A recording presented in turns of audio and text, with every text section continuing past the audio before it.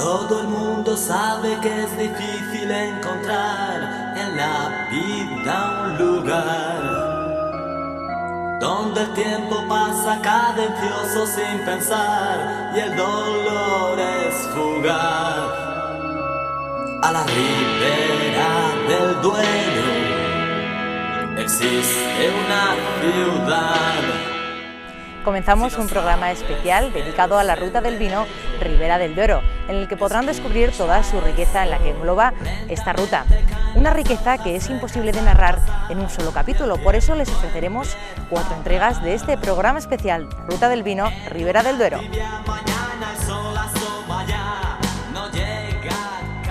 La Ruta del Vino Ribera del Duero recorre el corazón geográfico de la península ibérica y de Castilla y León. Abarca 4 provincias, Burgos, Segovia, Soria y Valladolid, y engloba 54 municipios que albergan 39 bodegas, 22 restaurantes, 19 alojamientos, 6 asociaciones, 10 enotecas y comercios especializados, 20 museos y centros de interpretación, 3 spas, centros de degustación y cursos de cata, bares de vinos, un centro ecuestre, una quesería, centro de piragüismo y agencia de viajes.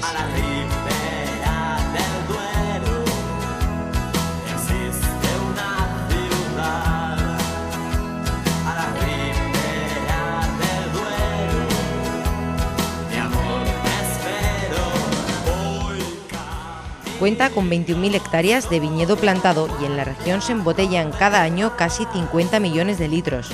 En esta tierra el vino es sagrado. Se cuida, se mima, se ama. Acercarse a conocer los encantos de Ribera del Duero es vivir una experiencia inolvidable y auténtica. Porque en Ribera se disfruta de las pequeñas cosas que hacen hermosa la vida. Hoy les mostraremos una de las zonas de esta Ruta del Vino Ribera del Duero, donde no faltarán los ricos conjuntos artísticos, las bodegas subterráneas y la impresionante naturaleza, sin olvidarnos de las fiestas que alegran la vida de los municipios. Para ello contamos con 4 invitados que confirmarán que la Ruta del Vino Ribera del Duero es especial. Una ribera muy natural y con mucho arte.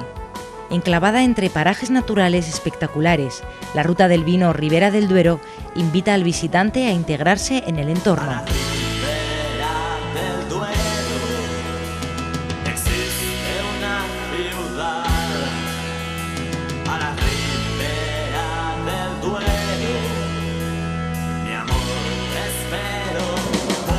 La Ruta del Vino Ribera del Duero sorprende con paisajes que cautivan y por los que la imaginación se pierde.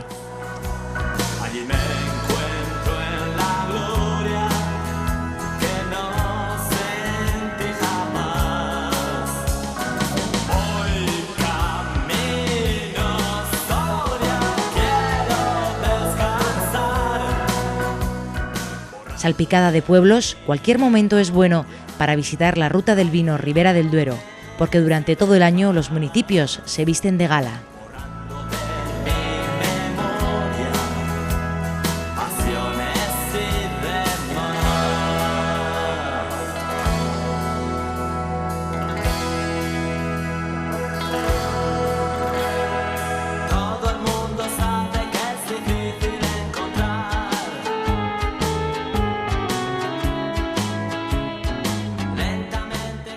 En la Ruta del Vino Ribera del Duero hemos recuperado una serie de sendas que son plenamente accesibles. Hoy en día, en el siglo XXI, es necesario la accesibilidad para todo tipo de personas, para poder hacer un turismo activo en familia, con amigos, personas mayores, incluso minusválidos. Estas rutas van paralelas al río, de tal forma que hay veces en las que vemos directamente el río, zonas en las que solamente lo intuimos, pero sabemos que estamos al lado.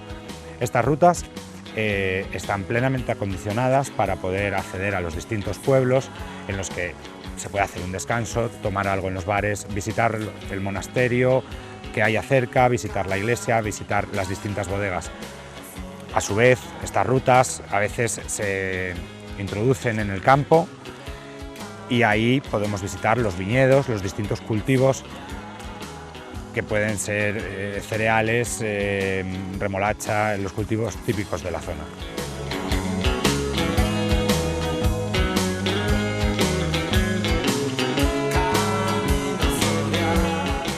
La naturaleza y la vegetación que podemos encontrar a lo largo de la ruta del vino de la Ribera del Duero es variada.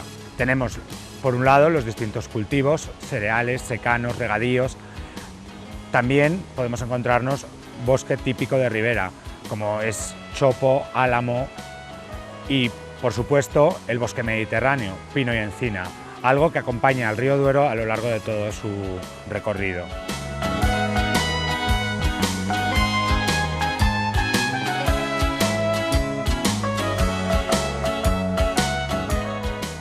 A lo largo de los 115 kilómetros de río Duero, que incluye la ruta del vino de la Ribera del Duero, podemos realizar distintas actividades.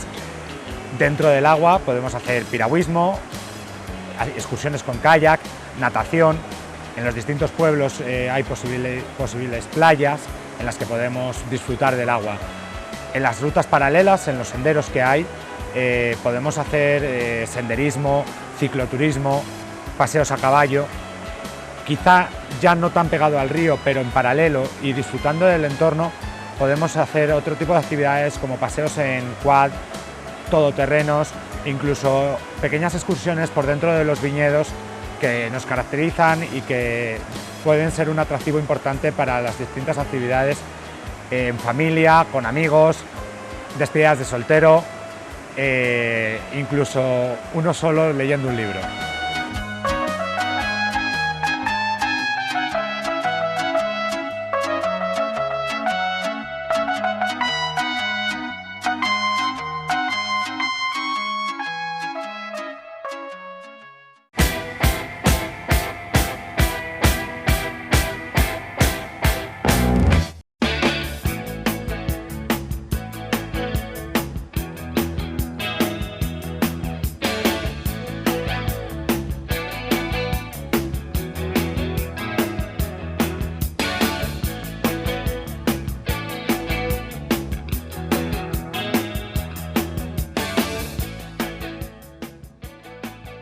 Otro de los recursos que nos marca la ruta del vino en la Ribera del Duero, aparte de bodegas, que quizás esto es lo más conocido, es el recurso de la fauna. Tenemos ciervos, tenemos jabalíes. De hecho, si avanzamos un poquito, despacito, vais a ver en primera fila a todos los machos. La cornamenta totalmente desarrollada, seguramente en 10-12 días comience la berrea. Yo os contaba, os decía que es muy habitual que todos los años pierdan toda la cornamenta se cae entera, a medida que va creciendo tienen una capa terciopelada que ellos perderán a medida que avance el año, a medida que avance el tiempo, precisamente para tener una cornamenta fuerte como ahora, ¿vale? Ahora están, decíamos, envalentonados, están fuertes porque en 10-12 días empieza la berrea. Cada año les crece una punta más de cada lado del cuerno. De hecho, contando las puntas, contando las astas, podemos adivinar la edad. Tantas puntas, tantos años. Habitual también en todo este proceso que cambien el pelo de verano, seguramente en un par de mesecitos, por el de invierno. ¿Vale? Habitualmente, además, las crías nacen en torno a junio o julio.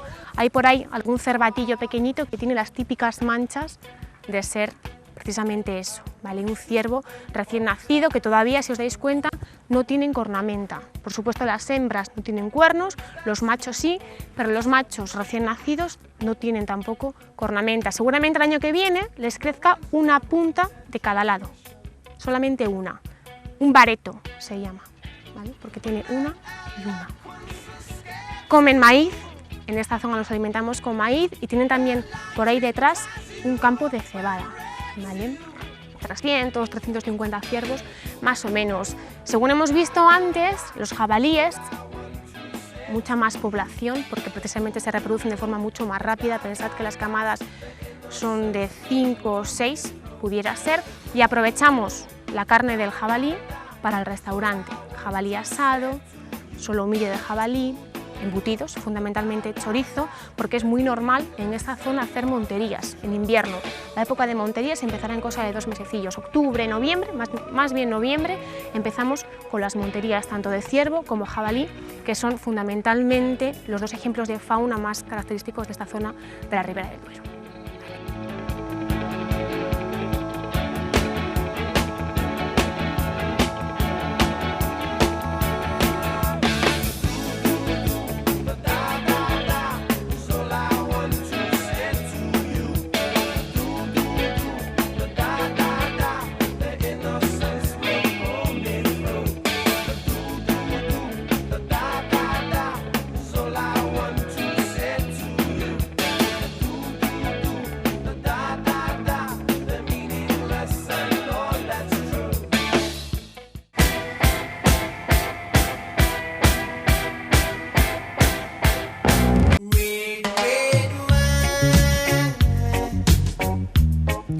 Hablar de la ruta del vino Ribera del Duero es mucho más que hablar de vino. La integración de los recursos y servicios turísticos de interés de la zona es la clave para entender y vivir lo que significa la ruta del vino.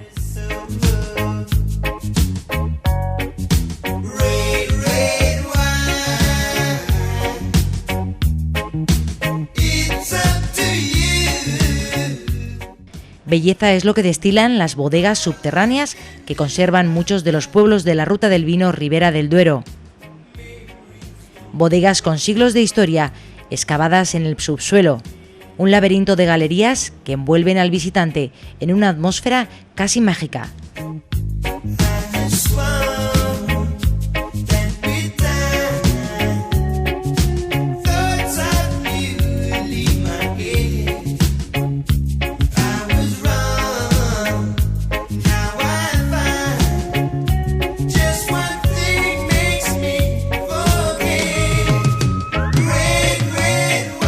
Tesoros del pasado escondidos en los pueblos de la ruta del vino Ribera del Duero.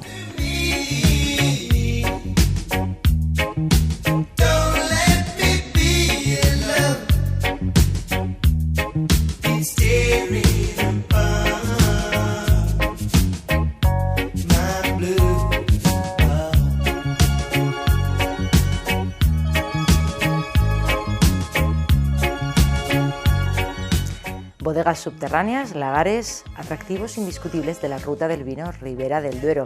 Hoy nos encontramos con José Ignacio Delgado, alcalde de Caleruega, conocedor de las bodegas subterráneas y por supuesto de su villa y los alrededores. Muy buenas, José Ignacio. Muy buenas tardes.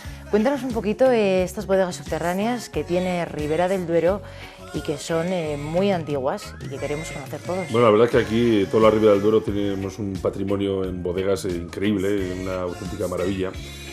Aquí en la villa de Caleruega, por ejemplo, hay casi 200 bodegas que están totalmente entrelazadas entre ellas, en varios niveles, en la Peña San Jorge.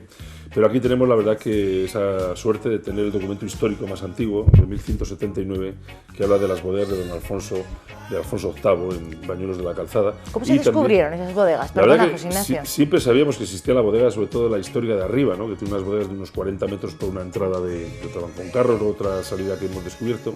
Pero sobre todo en el 2009, Fernando el Perica, un pastor que vivía ahora en Madrid, se empeñó en que había otra bodega también importante, y la verdad que ya la habéis visto antes, pues en una bodega en roca, que es una auténtica maravilla de unos 30 y tantos metros de profundidad, que incluso pensamos por el tema arqueológico que dicen los arqueólogos que es de origen romano, ¿no? Porque tenemos en cuenta que Clunia pasa al lado. Y además también tenemos en Caleruega, lógicamente, y en toda la Ribera del Duero, tanto en Aza, Santa Juana de Aza, las bodegas de aquí donde se hace el milagro de Santo Domingo de Guzmán, ¿no? Cuando vino de guerrera don Félix de Guzmán, toda esta zona de Guzmán, Aza, en fin, toda la Ribera del Duero. Y aquí es en estas bodegas donde se hace el milagro que se llenan las cubas cuando lo había repartido a los pobres. La verdad que el patrimonio de bodegas de Ribera del Duero yo creo que es ingente y es maravilloso. Seguimos hablando de las bodegas subterráneas. Cuéntanos un poco, José Ignacio, cuáles serían las características de una bodega ahora mismo en la actualidad para conservar el vino. Las bodegas siempre tenían, ¿sabes?, zarceras para respirar, y en el caso, por ejemplo, de villas como las de aquí de Valdeande, Caleruega, Baños, etc., otras que no tenían zarceras sí que se comunicaban. Por eso lo del queso Gruyère que decía a varias alturas es un hecho curioso, porque todas las bodegas que decía mi abuelo tienen que respirar, ¿no? Entonces ellas se comunicaban a través de pequeños ventanales, o incluso algunas tienen centenares de metros de profundidad. Hace poco, hablando con amigos de Gumiel de Mercado, Sotillo, etcétera, siempre una bodega, para que sea sana, para que haga buen vino, tenía que tener bien la respiración por zarcera típica aquí de la Ribera del Duero, o a través de, como estas de por aquí, pues respiraban unas con otras. La verdad que es una arquitectura popular muy sabia, porque es increíble cómo ellos, sin los aparatos que tenemos hoy en día, sabían perfectamente comunicar, ¿verdad? Ahora que está de moda los aves y los túneles, cómo ellos sabían perfectamente comunicar y se entrelazaban unas bodegas con otras. Y en fin, es un patrimonio que pertenece a nuestro pueblo y a nuestra Ribera del Duero, que es una auténtica joya. Joyas son todas las que tiene la ruta del vino. Háblanos también un poco del lagar, porque ahora mismo estamos en él. Pues sí, la verdad que este lagar, por ejemplo, la villa de Caleruega tenía 11 lagares, en toda la Ribera del Duero yo creo que habrá cientos de lagares como este, y ya veis que sobre todo tiene la parte importante, que es la piedra, con la viga, que suelen ser vigas de olmo bastante grandes, y donde luego se daban vueltas los hombres, pues para, con el peso de la viga, pues prensar la uva, ¿no? Siempre había un maestro romanador, que era el que, digamos, los gestos de mimbre que se hacían antiguamente, ¿no?, como vemos aquí, pues eso se pesaba como una romana, solían pesar hasta un máximo de 100 kilos, 110 kilos, y a través de esas ventanas los metían desde la calle y directamente al lagar, ¿no?, propiamente dicho. Y luego aquí debajo, pues lógicamente tenemos la pila del mosto, donde yo bajaba por su propio peso, y aquí había una especie de cuba cantarera, donde se iban midiendo las cántaras y aquellos pellejos, yo de chavales que lo he conocido, ¿no?, a los pellejos de piel de cabra, pues se subía luego a las bodegas aquí y venga todos los días a llevar vino, ¿no? Era una cosa muy curiosa. También hay una cosa curiosa que me gusta explicar de los lagares, que por ejemplo el sistema de construcción era por carros de piedra, ¿no? Era un sistema de acciones, como ahora cuando jugamos a bolsa, pues aquí, por ejemplo, tú imagínate que este lagar tiene 100 carros de piedra, si mi abuelo tenía 20 carros de piedra cuando lo construyó, luego yo podía heredarlos o se podían comprar o vender. En caso de tantos carros de piedra, tantas cántaras de vino tenías derecho a meter o no meter, ¿no? Es una cuestión, digamos, muy social, ¿no? Y además siempre se hacía entre varios vecinos, pues para poderse ayudar unos con otros a todas las labores de prensado, de trasiego, etcétera, etcétera, y de limpieza de esta uva de Ribera del Duero, que desde tiempos inmemoriales la hemos disfrutado siempre, ¿no? Bueno, pues ya han oído, bodegas subterráneas, lagares, paisajes y parajes incomparables son los que pueden encontrar en esta ruta del vino Ribera del Duero.